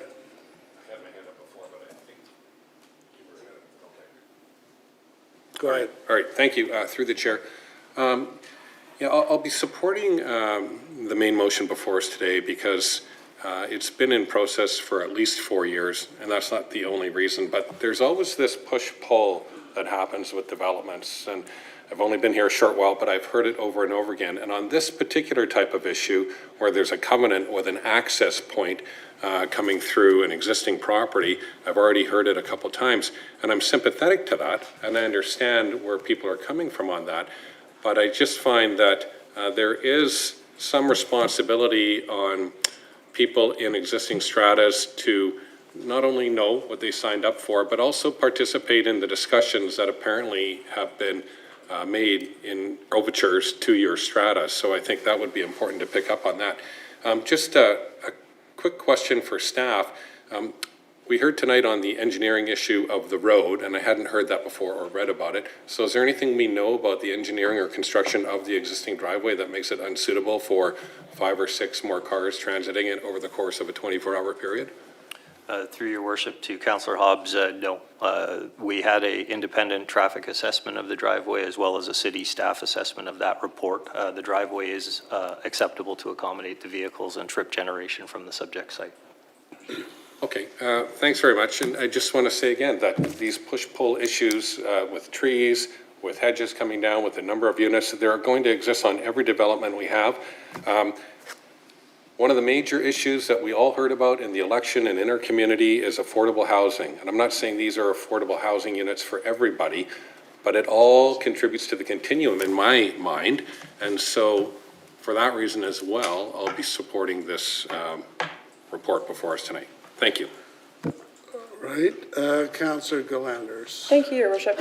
I think that a lot of the issues that the people who came to speak tonight were addressed already tonight, just regarding that the driveway was always intended for more units, so I think it's good that we know that.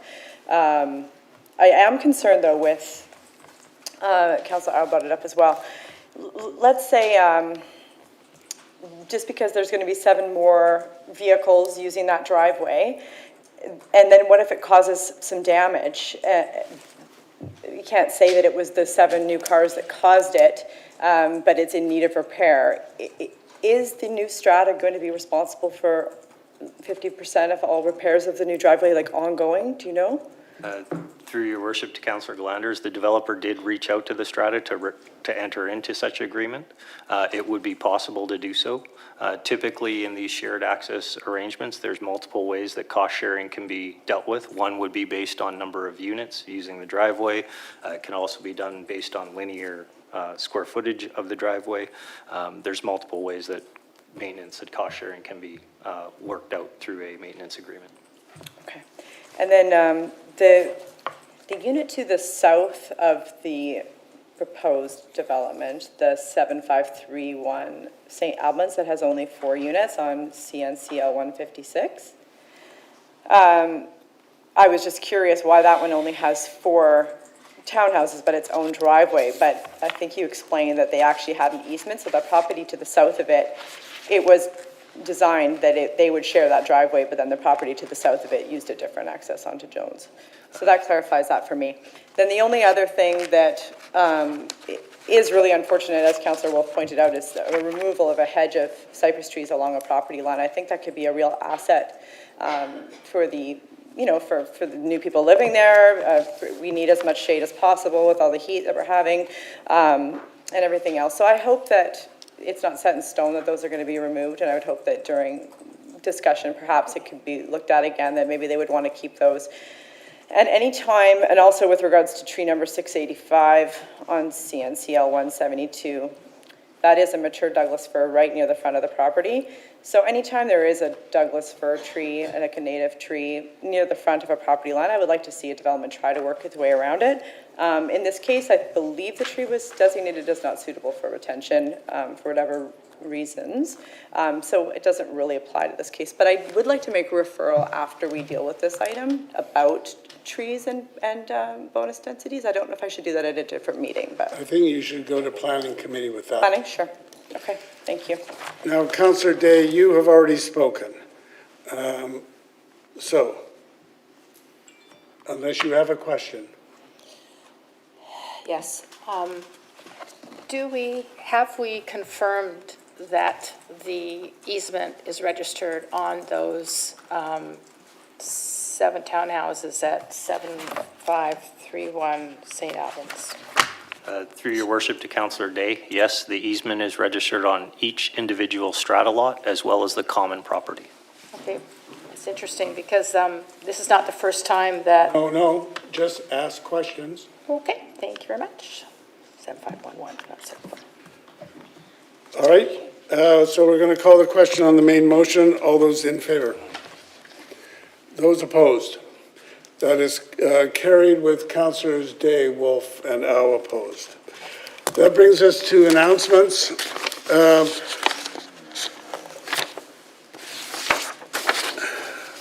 We have the Richmond Cherry Blossom Festival. We're now heading into April. It's hard to believe. Beginning Sunday, April 2nd, it's the annual Richmond Cherry Blossom Festival at Gary Point Park. The festival returns in person for the first time since 2020. We encourage everyone to visit the spectacular 255 Acabona cherry trees and enjoy the many free activities. So go to the Richmond website if you want more details. And then again, we're into April and Easter celebrations. So we have Good Friday on April 7th, and we have Monday, April 10th as Easter Monday. There's a number of family-friendly events will take place throughout the city over the weekend. There'll be Easter egg hunts, craft workshops, and of course, a visit from the bunny. So if you want to find out more about that and to register, go to the city's website. And finally, over that long weekend, it's a reminder that City Hall will be closed on Good Friday and Easter Monday, but that access to online services through My Richmond and the website remain available 24/7. Because of Easter, the next council meeting will take place on Tuesday, April 11th at 7 p.m. instead of the usual Monday. So, yes, Madam Clerk, on the development permit panel. Thank you, Your Worship. There are two recommendations for council. Recommendation 1, that the chair's report for the development permit panel meetings held on August 11th, 2021 be received for information. And recommendation 2, that the recommendations of the panel to authorize the issuance of a development variance permit for the property at 13251 Smallwood Place be endorsed and the permit so issued. So moved. Moved and seconded. Any discussion? All those in favor? Any opposed? That is carried. And now we go to a public delegation on non-agenda items. Move to go into committee of the whole to your delegation. So that's moved and seconded. All those in favor, opposed, carried. All right, so we have representatives of the Richmond Poverty Reduction Coalition to present the findings of the Vision Zero Pedestrian Safety Survey. Please come forward. Please have a seat, introduce yourself, and you have 5 minutes. Just a minute.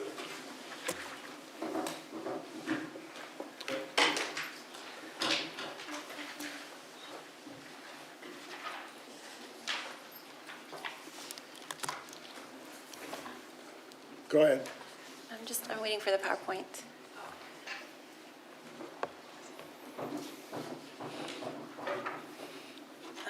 Okay, thank you. So good evening, hello, Mayor and Councilors. My name is Athena Estra Madura. For the past year, I've been working with the Richmond Poverty Reduction Coalition and the Richmond Advocacy and Support Committee, aka the RASC team, on this presentation for you. First, we want to thank you for responding to local traffic losses with all the attention you've given to research and investments in infrastructure and policy changes that you've made recently. I'm here tonight to show you briefly how we leveraged strengths of Richmond's public resource sector to initiate community outreach that will lead to more engagement on the topic of pedestrian safety. Of course, safe roads lead to healthy, inclusive, and sustainable cities, and Richmond can officially state a commitment to fundamental safety principles that I'm sure none of you would deny if you support the development of a holistic road safety strategy, as we are seeing Vancouver, Burnaby, New West, and even Delta now doing. Slide, please. So our project sought to further Richmond's Department of Transportation mandate and vision. We followed a philosophical framework that's embraced by both BC and Canada road safety strategies and in jurisdictions all over the world, actually called Vision Zero. It's the belief that defining our road safety priorities around what is acceptable, what is preventable, how to plan for human error, and how to share that responsibility is a collaborative effort that should ideally strive for zero pedestrian deaths or injuries. Slide. So the most recent public data that our volunteers could find on this topic is from ICBC for the year 2020, where there were over 50 car collisions involving pedestrians in Richmond, about one a week, that caused 3 pedestrian fatalities that year. A target of Vision Zero planning is to see a downward trend in those numbers, and actually since 2017 until 2020, that's something Richmond is already accomplishing. Next slide. So we designed a survey to understand pedestrian perspectives, and 8 organizations within the Poverty Reduction Network, and even one not in the coalition, welcomed our 5 volunteers at the regularly scheduled activities, like the food bank lineup, toddler playgroup at the library, ESL conversation sessions at the caring place, and even a senior's lunch. We collected data personally in a meaningful way. slide. So if you look at the one-page brief or the five-page report on our survey results, you'll see that this is a low-income issue. Pedestrians do have very strong feelings on the topic, and they deserve a say in Richmond road safety plans. So our next steps of public education and engagement through the RPRC, which by the way has a reach of over 1,000 clients, is one aspect of protecting the pedestrian, on top of the changes that we have seen in your past agendas and upcoming business. We are planning to explain road signs and rules to newcomers in free workshops, and having a drawing contest for kids, asking them to interview seniors or family members to make posters that could be in schools or bus stops to inspire people to share the ownership of personal and community safety in the streets and to highlight pedestrian vulnerabilities. Slide. So some of the recommendations we would like to put forth to you to change the road sharing culture in Richmond are to get a working group together to prepare a Vision Zero proposal, tasking the Richmond RCMP to give warnings or write tickets for people that are failing to yield to pedestrians in intersections this summer, supporting our awareness campaigns, and also researching advocacy opportunities to influence changes that ICBC can make, or even TransLink, since you have relationships there. But that first recommendation is our big ask. Next slide. I haven't worked on a city plan personally, but we are advocating that a working group develop a proposal with city officials that would incorporate different systems together, as I mentioned before, that can be approved by this government. And the final slide, we would love to look at updated data that you have and consult the public further to examine how we can publicly define a commitment level to road safety with a formal Vision Zero plan. And so thank you for your time. We are looking forward to continue working on these goals. Well, thank you for your presentation. My suggestion is that we would refer this to staff to get their comments. So is someone going to move that? Moved and seconded. All right, so we have referral on the floor. We have Councillor Wolf on referral. Yes. Okay. On referral, I'd like to add that perhaps our Richmond Active Transportation Committee be the host of this working group. So it's not a whole new advisory committee, but perhaps we use our existing knowledge and our stakeholders who are already meeting monthly, that they take this working group under their wing to assemble the necessary diversity of stakeholders and assist with the timelines and the data that's needed. All right, so that they're going to be looking at this situation. They'll look at the various options. Your comments will be noted, and that can be one component of it. Thank you. Councillor McNulty. Yeah, thank you, Worship. This presentation was made at RCSAC and also be supporting referral.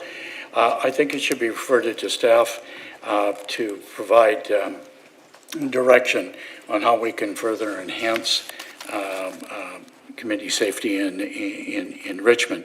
And more importantly, sit down with the delegation to get the data, because on the last page, the most important part was the views on crosswalks and intersections. That should be, staff should take that under advisement and also work with the OIC on that, because when I see what people and I think, and no disrespect, I'd love to see what pedestrian responsibility and what I can do or we can do to ensure my safety when I'm crossing. There's nothing in there about pedestrian safety of individuals. It's how they feel, but what did I do? What do I do? Everything from texting and phoning in the middle of the intersection when cars are turning, loitering across, obeying the red hand sign, etc. So I think this whole thing could be referred to staff, and this is a good start with the last page. I wouldn't want to rely too much on getting a lot from ICBC in that, other than getting data. I don't know how much help we're going to get. I think we need to do it ourselves. And we already have a committee, staff chair it, bring this delegation in and have a chit chat and see where we can go. Well, staff will determine the process. Decide, yeah. Councillor Glanders. Thank you. I'm happy we're doing a referral. Thank you for your presentation. There's a lot of good recommendations in there. I personally know 3 young women, girls at the time that had been hit by cars in Richmond, and they all survived, but with pretty serious injuries. And one of them was in a crosswalk on Westminster Highway. And, I think that staff needs to look at, is there any studies on would a flashing red light be more effective than a flashing orange? Things like that. So we need to make it more safe. Thank you. Flashing red means you have to stop. I mean, like Yeah. that's a red light. Well, yeah, so when they push the crosswalk button and those little orange lights go, maybe they should be red, because you do have to stop. I suggested that 25 years Yeah, ago. yeah. Okay, staff can deal with all of that, so thank you very much for your presentation. So with that, on the referral, we'll call the question. All those in favor? Aye. Any opposed? That is carried.